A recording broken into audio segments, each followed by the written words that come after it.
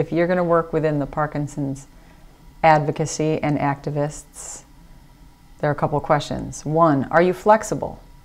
Can you allow yourself and others a window of time, recognizing that capabilities will vary? There is a large window of disability that you need to look at.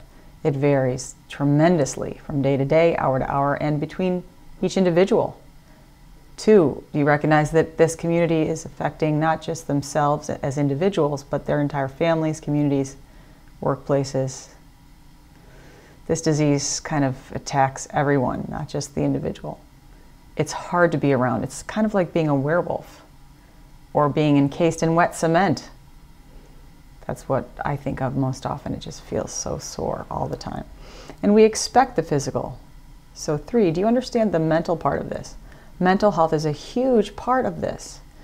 Whether you admit depression, anxiety, or side effects of meds and symptoms of this disease or not, it doesn't matter. It's just a fact.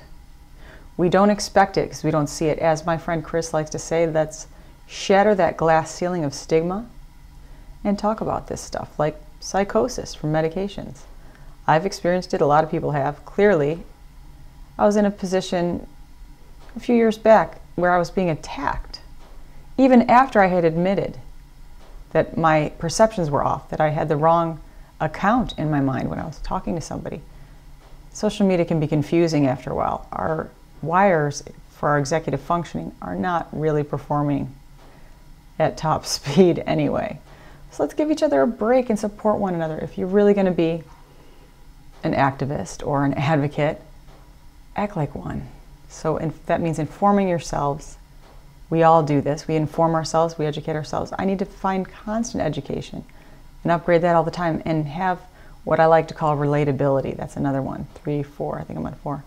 Do you have relatability? Not necessarily compassion, which sounds very high-end, but can you relate to what's being spoken about? Even if you don't have Parkinson's, you don't necessarily have to understand every nuance, but it does help to be able to recognize that everyone is suffering from some kind of chronic pain because we have bodies, and they change over time. Ours are changing more rapidly. We will lose our facilities. We will lose the ability to swallow and to speak. Many of us will have a lot of trouble walking, and so on. We need to be adaptive. That leads me to number 5. Are you adaptive? Are you flexible with that? Can you constantly recognize that we need to change everything? Our meds change all the time. It is the most inconsistent disease. I was called inconsistent once by somebody who was newly diagnosed, and I just laughed, thinking, oh, you just wait. It does get harder. Like there's a famous actor who just retired because he couldn't come up with certain words. His word recall is gone, and I can't even think of the word right now for it. That's how it works.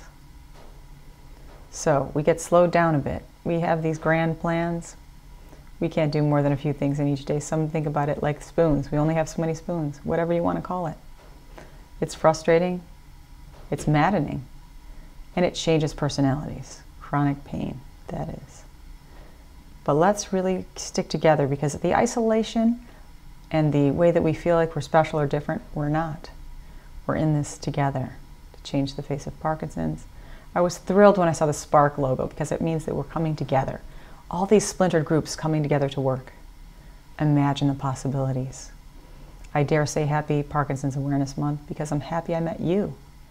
I wish we'd met under different circumstances, but I'll take it. We can do this together.